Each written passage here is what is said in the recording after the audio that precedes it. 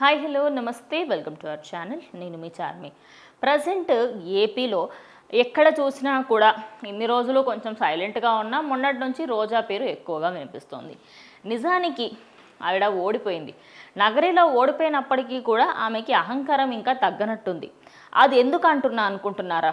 రీసెంట్గా జరిగిన ఒక ఇన్సిడెంట్ వల్ల. అదేంటి అంటే తమిళనాడులోని తిరుచునాపురం అనే విలేజ్లో సుబ్రహ్మణ్యేశ్వర స్వామి ఆలయంలో భర్త సమేతంగా భార్యాభర్తలు ఇద్దరూ కలిసి గుడికి వెళ్ళడం జరిగింది. అది ఆర్కే సెల్వమణి అండ్ అలాగే ఆర్కే రోజా.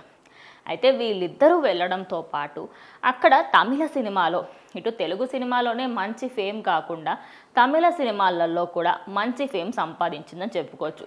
ఒకప్పుడు క్యారెక్టర్ ఆర్టిస్ట్గా కూడా నీవు సెట్ కావు, నీకు అసలు ఆ ఛాన్స్ కూడా ఇవ్వడం చాలా ఎక్కువ అన్న తనని ఒక అంతుకి హీరోయిన్ లెవెల్ వరకు ఎదిగింది అని చెప్పుకోవచ్చు.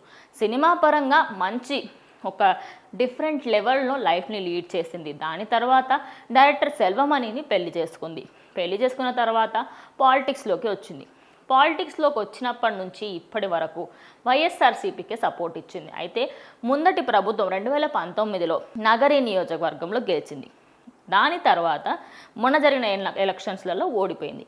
ఓడిపోయిన తర్వాత ఫస్ట్ టైం బయట ఒక టెంపుల్లో ఆర్కే రోజా కనిపించింది. కనిపించడమే కాకుండా తనతో పాటు మీరు ఇక్కడ ఫోటోలో చూడొచ్చు, ఇక్కడ ఆర్కే రోజా అలాగే వాళ్ళ భర్త.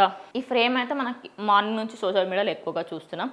అయితే గుడికి సంబంధించి ఆవిడ ఎప్పుడైతే బయటకు వచ్చిందో అక్కడ ఉన్న చాలామంది భక్తులు ఎవరైతే ఉన్నారో తనతో సెల్ఫీస్ తీసుకుంటున్నారు. అందరితో నార్మల్గానే భక్తులతో నార్మల్గా దగ్గరికి పిలిచి ఫొటోస్ దిగింది, అంత అయిపోయింది.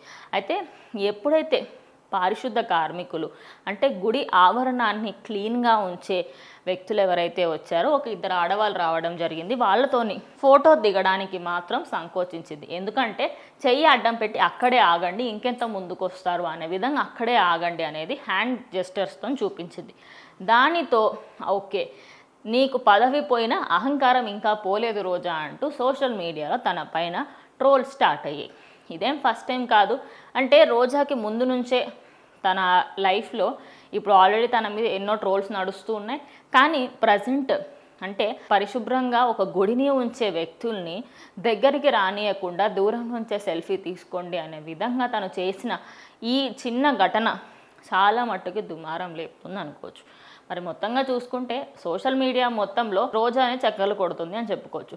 మరి రోజా చేసిన ఈ పనికి మీ అభిప్రాయం ఏంటనేది కమెంట్ చేయండి.